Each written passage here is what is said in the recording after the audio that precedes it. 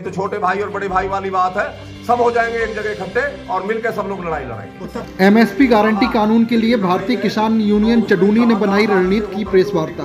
भारतीय किसान यूनियन के चडूनी के प्रदेश प्रभारी सूबे सिंह डागर, टीकम सिंह सूर्यवंशी, राष्ट्रीय सचिव मंडल प्रभारी अलीगढ़ ने अलीगढ़ मंडल अध्यक्ष व राष्ट्रीय महासचिव के पद पर धीरज कुमार सिंह को नियुक्त किया। वहीं मुनेशपाल सिंह रामबाबू सिंह जादौन को प्रदेश सचिव बनाया। आयोजित प्रेस वार्ता में उन्होंने कहा कि भारत सरकार ने भारत रत्न से जिन लोगों को सम्मानित किया है उनकी विचारधाराओं और विचारों को लागू करने का भी काम करें, तभी यह उनका असली सम्मान होगा।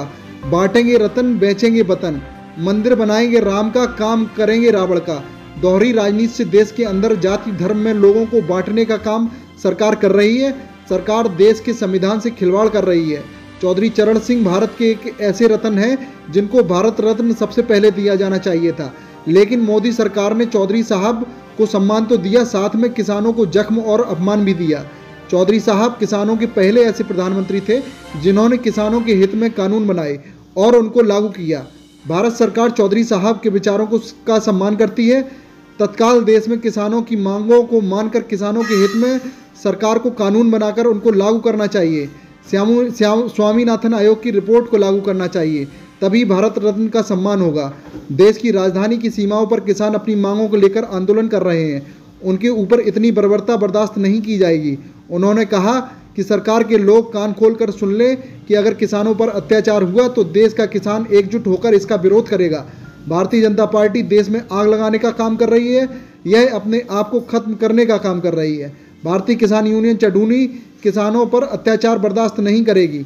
सरकार बांट रही रतन और देश को बांटने का काम कर रही है। रतन के नाम पर देश को बांटने का काम कर रही है। इस नीति को और नीयत को सरकार को संभालना होगा। कृषि प्रधान देश है। स्वामीनाथन आयोग को जो उनकी सिफारिशें थी उसको तो लागू किया नहीं, लेकिन भारत रत्न दे दिया।